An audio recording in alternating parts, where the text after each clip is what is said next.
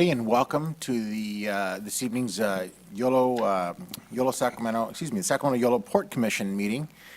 Tonight is a very special night. We have some very special guests joining us, and so before we get into our meeting, first of all, just report out the Port Council, if you can report out on activities in closed session.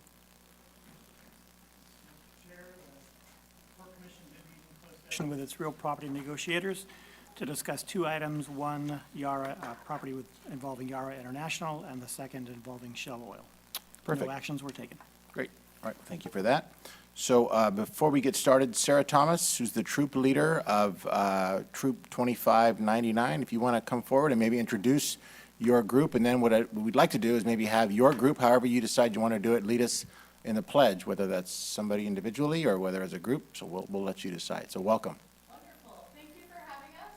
These girls have been together for a couple years now, and the older girls are working on their inside government badge, and what better way to learn about inside government than to be inside government. So they're all local West Sac girls that go to school here or around West Sac. And the littler girls are learning about their inside community. So this is another great opportunity for them to learn about their community. And so we're all really excited to be here, and they would love to lead us in the Pledge of Allegiance. So however you want to do it, whether you want Okay. to have them stand up or what's up to you. Girls, why don't we stand up? Take like a step two forward. There you go.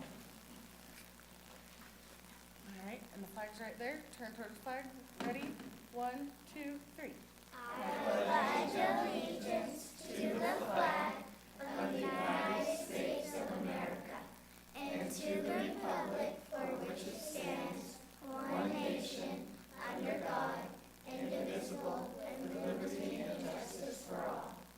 Very good, ladies. All right. Thank you again for supporting the girls of this community, and I'm really glad that we were able to come today.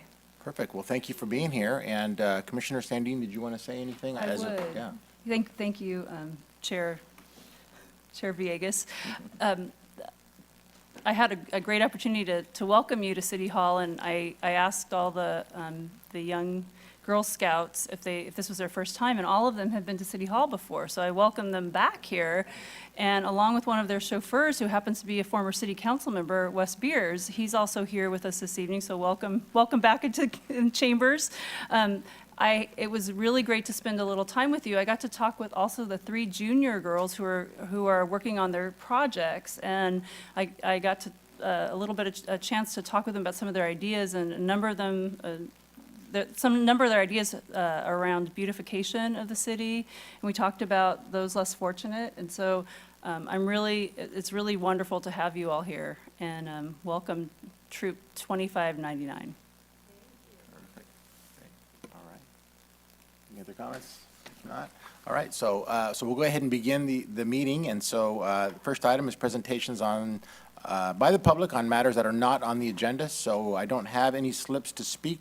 This would be the time when folks who wanted to speak on items that are not something that's not on the agenda, you could come up and speak to the commission. So I don't have any slips to speak, so that we're going to move on to the next item, which is the consent agenda. We have 2 items. It's consideration of the Agrium lease facility and consideration of approval of the October 7th and November 4th commission meeting minutes. Looking for a motion?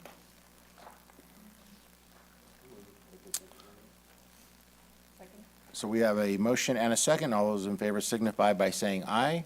Aye. None opposed, so the motion carries unanimously. Thank you very much. Mr. Chair, just with respect to item 2, the assignment of the Agrium lease, I think as the commission knows, there are several of the employees of the Agrium facility that are staying on with the new operator, and several that are not. But Agrium has been a presence in our community, both economically and in terms of community work for many, many years. And I hope we can find a way to recognize them. They just last week they were the one of the principal sponsors and organizers of volunteers for the Collings Teen Center, a holiday turkey lunch and toy giveaway, which was a massive success and a big undertaking. But I think to recognize the contributions that the Agrium team here in West Sacramento has made during its time would be an appropriate recognition from the port as their host. Perfect. Yeah, no, that's a great reminder. Thank you for reminding us. So, so noted. Yep. Mr. Tuttle? Yep, he's writing some notes down on that. Okay, thank you very much for that. Thank you, Commissioner Walden. So regular agenda item is, first item 4, consideration of contribution to the River City Rowing Junior Team Scholarship Fund. And that's Mr. Toft. Yes, thank you, Mr. Chairman. Good evening. It's my pleasure tonight to introduce this item for the Commission's consideration. This is a little change from our usual business at the port, and in keeping with the youth theme tonight, as you all know, I think you're all familiar with River City Rowing Club. They've been a long-standing tenant at the port. They've been a great tenant. They've been a very nice community partner, and they operate a very well-respected organization, including a junior crew team. So attached to your staff report is a letter from one of their fundraising members describing the youth program and requesting assistance for their scholarship fund. So in talking with club officials, after receipt of the letter, we learned that West Sacramento youth are very underrepresented on the junior crew team, and thought that this might be an opportunity for the port to help West Sac youth participate in that program. So with that, staff is recommending 2 full tuition scholarships for the junior crew team. And I'd like to point out that Janelle Bogue, is the president of River City Rowing, is here tonight, if you have any questions. And with that, I'll turn it back to you, Mr. Chairman.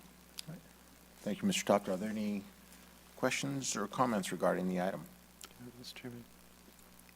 Commissioner Walden. Yeah, I'm support this item. The club is a valued community partner and a port partner, and the need to, and it's also occupying a very valued asset at the port, which is in great demand by folks in our community for recreational opportunities. So it's a great privilege for the club and for the Lake Washington Sailing Club to have exclusive access and monopoly access to that facility. And we've insisted in the leases that there be greater representation from West Sacramento youth. And this can be helpful in that way. I do want to suggest, though, that we need a policy about this. We would not do this at the city, for example, because there is an unlimited number of worthy organizations and causes in the community, and we don't have the capacity in taxpayer dollars in the port, which has even fewer dollars, to be making grants essentially in an undisciplined, non-structured way. And certainly for the port, it doesn't make sense for us to create a whole mini grants process like we have had at the city in the past, but we do need some sort of policy framework. This is a larger amount than virtually any of those mini grants or subventions that the city ever provided to the community orchestra or to the sports leagues or to many, many others. So this is a relative, in the arc of history, it's a very large amount, and it's taken outside of the context of any policy frameworks. I'm supportive of it. I want to send the right signal to the club and to West Sacramento youth to participate in the organization, but we do need, just as a matter of ongoing policy and fiscal discipline, to not evolve into becoming a foundation. That's what the Yolo Community Foundation, and by which their new executive director is really expert at. So. That's, Commissioner Sandy? follow on to that, that's interesting, because in my reading, I'm completely supportive of the program, and I've taken tours and been down to the facility. I haven't yet rowed. I've gone out there, and I'd love to do that someday. But I was just wondering if it was, my questions were, is it precedent setting? Are the nonprofits asking for support? How do we judge and weigh these types of things? So I think those were my notes to myself, and because I have had the shortest tenure, I think, of this group of folks on this commission, I just didn't know how we did that judging. So those are the things that were going through my mind. Again, separating out the support for and love of this program, just trying to deal with that. Well, most of the last 10 years, we needed a scholarship from, from the rowing club, so in some sense, it's, it's good news that our executive director feels confident enough in our finances that we could consider such an action. Yeah, I'd just like to chime in. I agree with my colleagues. In the city, we had quite a long discussion on how we vet nonprofit contributions and, how we rank them, and it became a little contentious as we were going through the process. So, I think this is the first one I've seen since being on the commission. I've been on for a while, so I'm totally supportive. They've been really good neighbors, and they've really provided value to the community, but I agree with my colleagues that we probably need to at least come up with a policy and maybe look at how the city modeled that as a way to come up with it if this comes up again. Yeah, I was surprised to see it, but I was, as said earlier, it's nice to be able to be in a position where we actually can have a little bit of impact. I know historically, the club has worked really hard to recruit rowers from West Sacramento, and it just hasn't happened for a variety of reasons, mostly because of the finances. I mean, that's where the rubber meets the road, and to come up with these kinds of funds for recreational sports is difficult. So I know that the rowing club most recently has been very active in trying to raise money to create opportunities. I know the fireworks stands has been an active one, the foundation has been another one, so that wasn't the case just a few years ago, and so this is just one more opportunity to try, but I totally agree. I think we need to be thoughtful about how we distribute limited funds to, for our kids, which I think is the right thing to be doing, but we need to be thoughtful and maybe craft a policy that makes sense going forward, so, all right. Are you looking for a motion on this? Looking for motions. So I too support it. With that, I would move to approve the recommended action. All right. Motion and a second. All those in favor signify by saying aye. Aye. Nobody is opposed, so the motion carries unanimously. Thank you very much. All right, congratulations, thank you. I would offer one other suggestion. I think one of the things that might be helpful in recruiting is maybe having, and I think in the past they attempted and it didn't get much traction, but having kind of an open day, I forget what they called it, but it's kind of a day where the community can come out and actually try rowing and see what rowing is.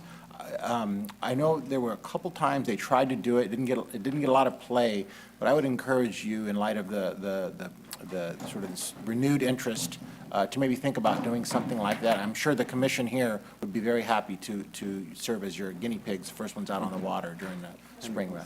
Yep. Maybe Thank- bring troop 2599 out. That's right, we can bring the brownie troops out. Very good, that's My great. kids. Thank you. Thank you. All right, next item is, I don't think that's me. Somebody's a plan over there. Oh, because there's a slideshow coming. Okay. All right, so next item is consideration of workshop on the joint, workshop on the joint port governance agreement. Mr. Laurel. Good evening, Chair Villegas and Commissioners. Wanted to bring this item back. We, when we did the port business plan, identified some potential issues with the port governance agreement. So we're following up on the recommendation that was in the port business plan, albeit a few years later. But there's an important deadline coming up regarding the Seaway property that we'll talk about. That sort of prompted this, the timing of this presentation. But just as a brief reminder, to those who weren't on the commission at the time, the governance agreement was executed in January 2006, that should say. We're all coming up on the 10-year anniversary of it.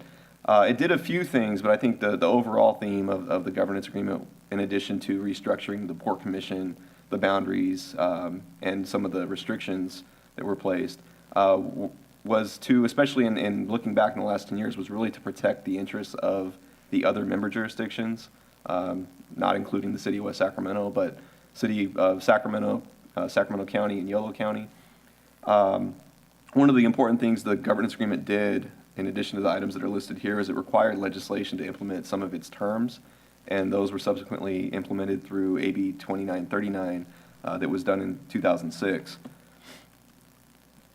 So it's notable that in the agreement, in the recitals, it lists 4 conditions for modifying the governance that Sacramento County and the city included.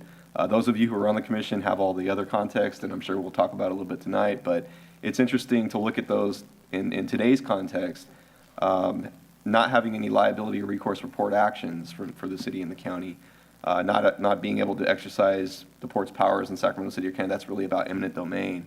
But the last two, one that we would not be able to sell or dismantle the North Terminal or the Deepwater Ship Channel without authorization, and that fourth point, most importantly, that the Sacramento City and Council would receive a fair return on their original investment. Presumably that means the bonds that were initially issued to build the port 50-some years ago, that were paid in part by property taxes coming from the city and county. The idea was that the city and county would receive some kind of return. Now, we have had the port in operation for 50 years. It's been a huge economic impact on the region through that. But it's hard in today's context to look back and say that the city and county haven't received a fair return on investment when you consider all of the issues the port has experienced under the city's control and the level of investment the city has put in to keep the port going to this stage. So just a reminder, and I know this is not new news to you, but the cargo volumes at the port have been on a constant decline since the city took over, much in part due to the recession. This graphic illustrates the dramatic change just from a few years ago to today's volumes. It was basically cut in half, and going back a few more years, there was another about halfway decrease in cargo volume. So much has changed in the cargo world with our port since the city took over. For the better part of the last 10 years, that was the main driver of the port's revenue and its main challenge as it experienced budget deficits. Also in 2006, the port had several projects that were underway in the planning stages, new tenants, new cargo tenants, real estate deals. Channel deepening was looking like it was going to be a reality. So it was a much different context back in 2006 in terms of the future of the port and really the immediate future of the port. This is just a collection of headlines over the past few years that illustrate that most of those deals, these are probably bad reminders for you, but most of those tenants that were supposed to come and supposed to help revive the port and keep it afloat didn't happen. And probably most importantly, the channel deepening project was delayed indefinitely. So it's a much different reality today than we were dealing with back when the governance agreement took effect. And because of that, the city has been supporting the port financially, administratively, a lot of different ways since that time. Over $6 million in real estate acquisitions have occurred. Mainly those were funded by the city's redevelopment agency, which has since been dissolved and created a lot of the issues, or compounded a lot of the issues that led to the port business plan and the change in the operating model a few years ago. Also, the city has directly contributed over $5 million in operating subsidies through direct loans to the port and a significant amount of administrative support. So much more financial assistance and administrative support than I think any of the commissioners at the time thought would be happening. So the business plan was done in 2013. It recognized the governance agreement as a potential obstacle to the port's financial viability going forward, mainly because of its restrictions on real estate and some of the other things that limited our control over certain aspects of port operations. So the business plan had a recommendation. It's actually the last recommendation of the business plan that really hasn't been fully implemented. It was to identify the provisions of the plan, or of the agreement, that were problematic and propose solutions. So I wanted to first step through those issues. These are all outlined in your report, but I want to hit the main ones. So this chart just shows the joint port governance agreement on one column and AB 2939 on the other. These are the issues that we've identified as staff that could be problematic going forward. First, the approval to sell or dismantle the North Terminal or the Deepwater Ship Channel. That is housed in both the legislation and in the governance agreement. The REF is the Riverfront Enhancement Fund. That was the fund that was contemplated to be set up and managed by the city and county of Sacramento that would receive proceeds from the sale of the Seaway property and the North Terminal and then be used to benefit projects related to the Sacramento and American rivers. So there's different places in the governance agreement that address those issues. AB 2939 does acknowledge the REF. It doesn't say anything more really other than the money has to be used for projects related to the rivers. So that's not very specific. It's not very much in the city's best interest necessarily. One, because the fund is actually managed and used by the city and county of Sacramento without input from the city of West Sacramento, the port, or approval authority. All we would have is a protest clause. And then the last one on here is that the proceeds from the sale of the North Terminal would go into the REF minus 10% per year. And I should point out, those are net proceeds.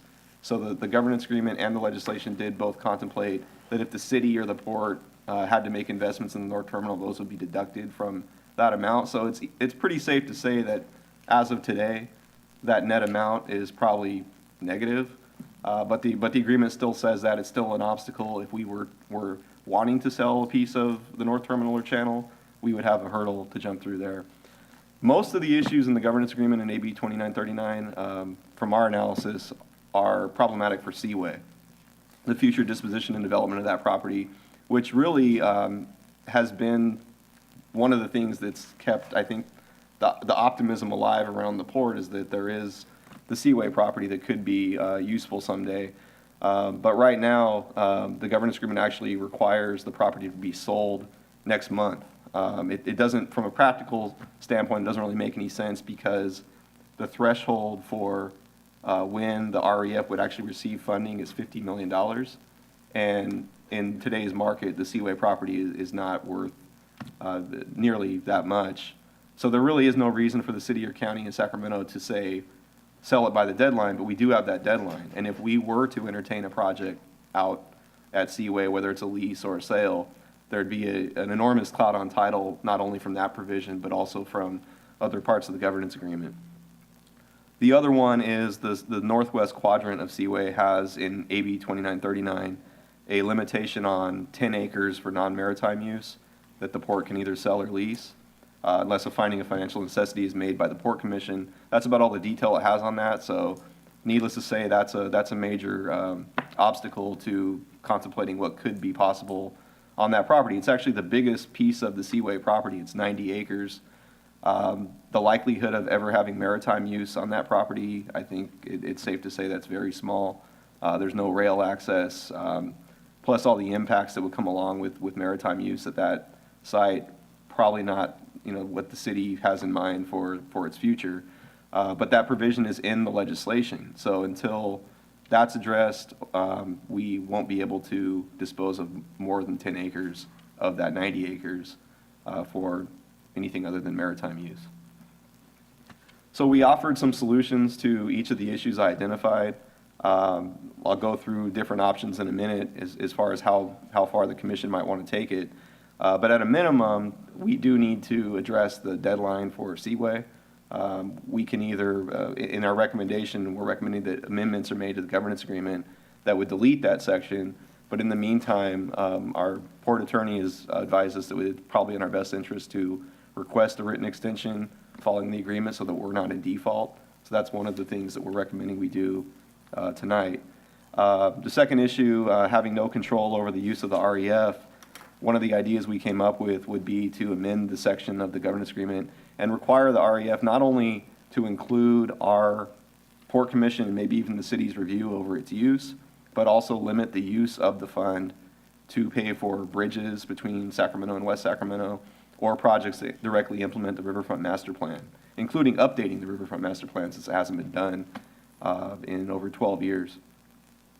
The third point here, the net proceeds from the North Terminal being deposited into the REF, we think makes no sense, mainly because it's net proceeds. Like I said earlier, we've spent enough money on keeping the North Terminal going that we think that provision doesn't have a lot of meaning at this point.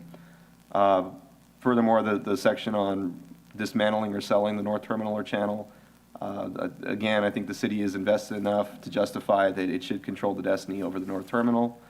And that last point is to include an acknowledgement in the governance agreement, because the recitals right now are sort of tilted towards the original investment of the city and county of Sacramento, but there's nothing to acknowledge the city's role over the last 10 years and its level of investment in the port.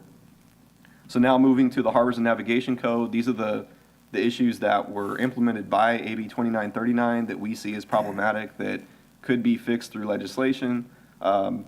Really, we're looking at almost repealing much of what AB 2939 did, because it did duplicate some of the sections of the governance agreement. But the one I'll again remind you of is most problematic is that 10-acre limitation on the northwest quadrant. We think that needs to be deleted from the code.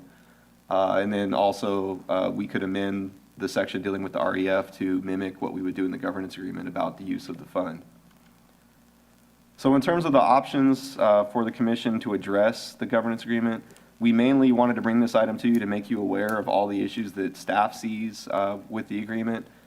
We did recommend that we amend the joint governance agreement and the code as I just outlined, but there are some other options that have varying degrees of thoroughness. One would be to rescind the governance agreement altogether and repeal the AB 2939 amendments. That would probably require some sort of replacement agreement to make it clear what we're doing going forward.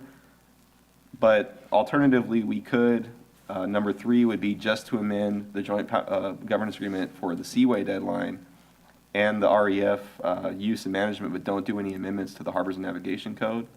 And then the 4th option would be to only request the extension of the Seaway deadline, which we are recommending that we do, in addition to the other revisions. And then, of course, we could take no action, because like I said, there's no practical reason that the city and county would demand that we sell Seaway. But again, we don't want to be in default of an agreement going forward, because it could cause other problems. So that concludes my presentation. We're here to answer questions, but we're hoping that this would allow the commission to have a dialogue about the governance agreement and the Harbors Navigation Code. Thank you. Excuse me. Any comments? Yeah, Aaron, so if we go with the recommended action, what do you see as the opposition, and how strong is it based on the current situation? Trying to look at maybe if there's an easy path here, and one may be to do part of this now and then quit off part of it, so do it in 2 chunks rather than 1. But what are we looking at in terms of, I mean, is this be opposed to the point of non-doable, or what's your feeling on? We don't think so. I mean, if you look at the recommendations we're putting forth, I think the main sticking point is going to be the use of that fund and the perceived value of the Seaway property. You know, if there are people out there that have a seat at this table that believe that the property is really worth much more than $50 million, then there may be some reluctance to allow the city to have more of a role in deciding how it's used, or even having a role at all in that decision-making process. But for the most part, I think the amendments that we're suggesting are, make practical sense given the reality of the last 10 years. So I don't see much reason for opposition other than some questions about the value of the property and the use of the fund. And it sounds like you've got data on that, at least an argument. I'm sorry? It sounds like you at least have an argument now to respond to that. Sure. Yeah. All right. Commissioner Desmond. Thank you, and thanks, Aaron, for the update. I do have a couple of questions, and they're along the lines of what Commissioner Johannesson said was, has this been broached with the other parties at all? Not by staff. Have they ever come to us since we've taken over the commission in any way to? Not to my knowledge, and furthermore, we don't have confirmation that the Riverfront Enhancement Fund was ever established, which was an obligation under the governance agreement. And maybe Jeff can chime in if he's had any contact, but I don't think so. Well, only that it was an obligation on the part of the city and county of Sacramento, and they were supposed to make annual reports. As far as we know, we've never received an annual report on what's happening with that, so. Okay, That's it? that's it, yeah. Any other comments, questions, thoughts? Well, it seems like a lot can be done without changing the legislation, because even the language on the Riverfront Enhancement Fund isn't itself problematic. I mean, it just says here's some things you can't spend it on, and it's not limited to that. And the scope of what you can spend it on is no different is not smaller than the scope that we would want to limit it to. So there's nothing in the statute that would prevent us in an agreement, if that fund actually existed, from agreeing that within the scope of what the law is allowing, the agencies are agreeing that it's just for bridges, as an example. So you don't need it to change it necessarily just for that. So it's really only about the disposition of the excess of 10 acres in the north quadrant of Seaway that becomes an issue, which is not impossible to overcome. It would have been better to overcome it while we were in tougher financial situation than it is now. It would be easier for us to make the written finding that the proposed sale or lease would be necessary to maintain financial viability than it is today. On the other hand, I mean, this was Lois Wolk's bill, right? Or It was. Oh, yeah. yeah, so, so we've only got one more year where she is in office, and so in terms of the obstacles to making the change, having the author of the original bill say, here, I wrote this thing, and here, how the circumstances have changed, would certainly make it easier to get a change to the law, if she concurred with the changes, which I think she most likely would.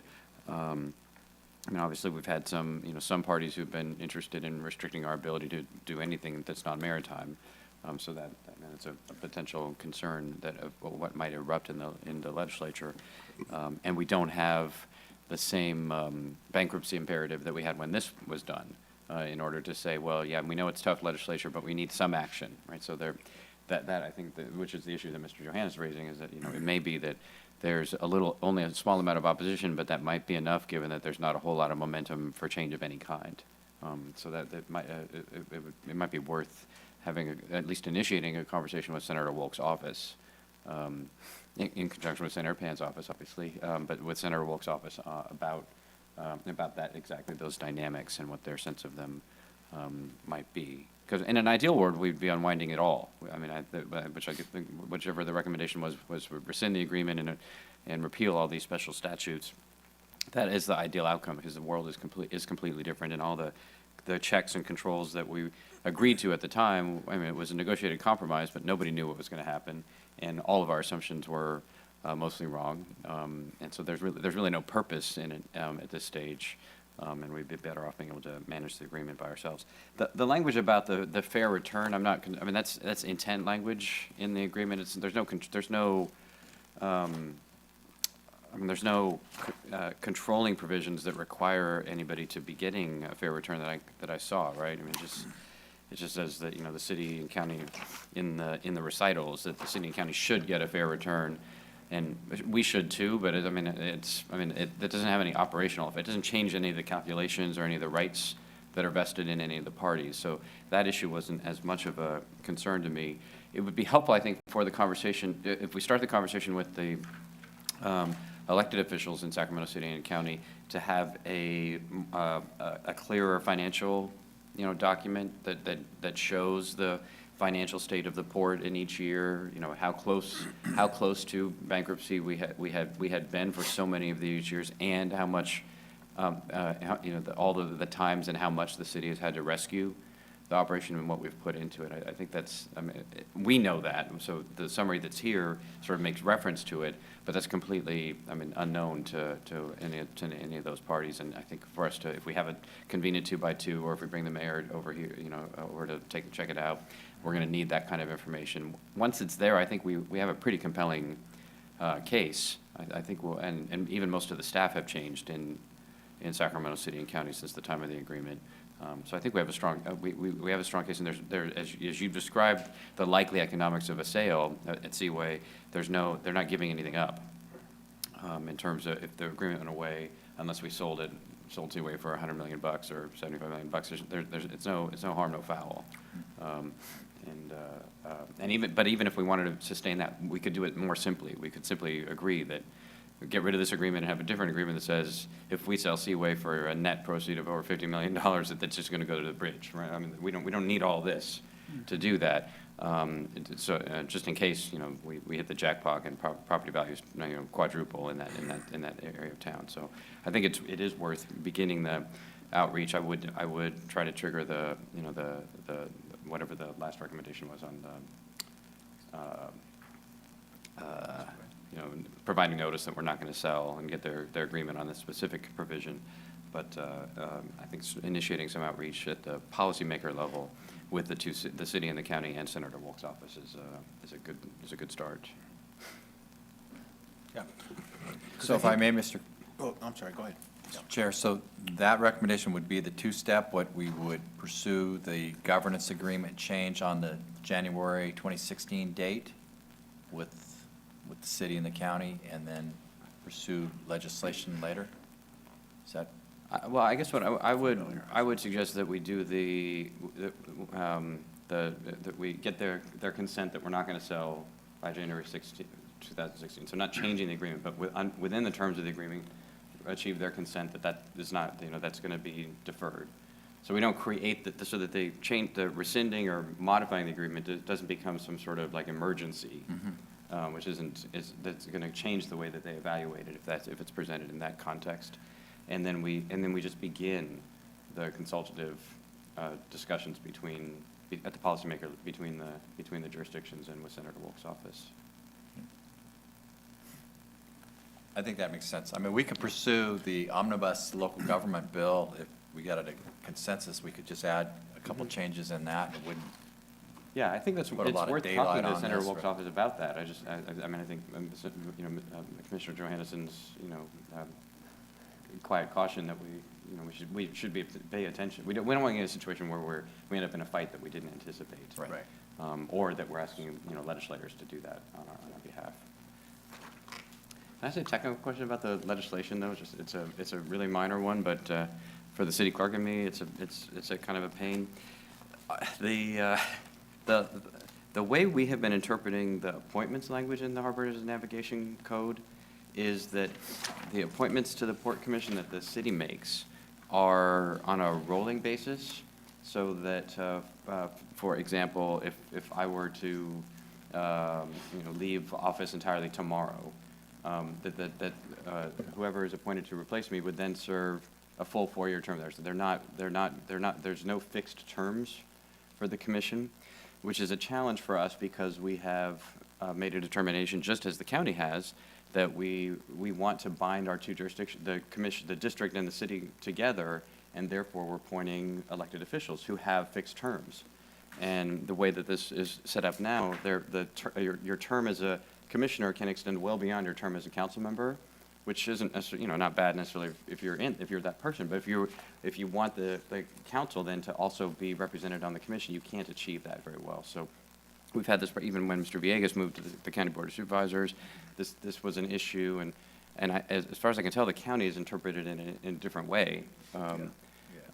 So whether the way the law is written, it says the appointments are made pursuant to the way that the city and the county do those appointments. And we don't make appointments like that to any other entity on a rolling basis. So one technical question I have is whether or not it requires a statutory change for us to shift to to a fixed term, you know, where there might be 2 seats on the Port Commission are, you know, November of an even year to the next November of an even year, and 2 are staggered or something. But so it's more like our own terms at the council and also like the terms of our own commissions. So not the biggest issue of all of these, but it has been a bit of an administrative challenge for the clerk and for me.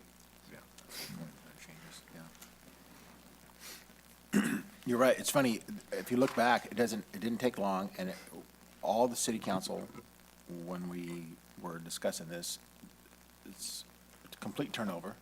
There's only one supervisor, I think, in Coley, that's still there. Dr. Pan, Senator Pan wasn't around in this capacity, so, I mean, you get only 2 elected officials out of the whole range that were involved. So there's going to be some orientation that's going to be needed for folks to get kind of up to speed on what was then and what is now and kind of what's looking forward. Are there thoughts or comments about the suggestion on how to proceed with that, you said 2 by 2 at the policymaking level, and then updating the respective Assembly and Senate representatives for making sure they're up to speed on kind of where we're at? Yeah, for the other 2 agencies, it seems like it makes sense to you as both the chair of the commission and the county's rep, and me on behalf of the city to meet with our equivalents together, maybe together to initiate Non-urgent A conversation. non-urgent conversation, fair enough. That sounds good. Do that. All right, if that's, that makes sense to you, Marty, is it? Basically, have the same discussion or presentation that Aaron provided to the chair of the Sacramento County Board of Supervisors and the mayor of Sacramento? I think with some emphasis in the finding maybe the finance piece of it, I think there's a lot that has happened since 10 years ago, and so I think maybe providing a bit more detail, as Commissioner Cabaldon referenced, to make it make sense for folks who maybe don't understand the degree of investment that's occurred over the last 10 years, because it is a bit hard to get your head around if you haven't been doing it or involved in it, and as I said, there's a whole host of new folks that wouldn't recognize what a mess it was in 10 years ago, frankly, financially and otherwise. All right. And in the meantime, we'll prepare the written extension request for the January 16th date for Seaway. Notification that we're not selling and request for an extension. So, Marty, your thought then is to actually do a presentation to the respective bodies Well, formally? I'm trying or to track what's- this Yeah. conversation. The direction is that you'd like us to, at a staff level, pursue a 2-by-2 meeting with Mayor of West Sacramento, Mayor of Sacramento, and the 2 chairs of the Board of Supervisors to go over the governance agreement? I mean, I don't know that we need to do it together. I mean, well, we should do it together, but I don't know, I mean, I don't need to know that we need to invite the mayor of Sacramento and the chair of the county board together and make it into some sort of, Paris summit kind of thing, but just, we. Informal Formal meeting to 2-by-2, discuss, but an go over informal. the background, okay. Connection, and again, I don't think we need this whole document, we need a one-pager on the finances that make those issues clear. Maybe a one-pager that's on, okay, you haven't done any of the things in the agreement, we haven't done any of the things in the agreement, and maybe just a one-pager of the signature page, which will remind folks in both jurisdictions, I didn't agree to this anyway. that's good. That's right, we gotta go yeah, that's right. True orientation. All right. Does that make sense then? I think that makes sense, Okay. and then if we can get a consensus with the 2 other agencies, then there might be a way to pursue something that's not, that doesn't have to go through both houses and all the committees and get the the Cleaned state up. law cleaned up. Yeah, cleaned up. Okay. All right. All right, so is that enough? You got what you need? Yes, thank you. All right. All right, so that takes care of our regular agenda, so general administration, commission reports. Are there any commission reports? Seeing none, Port CEO report. No report. Got nothing? All right, so looking for a motion to adjourn. All right. That is the order, thank you very much.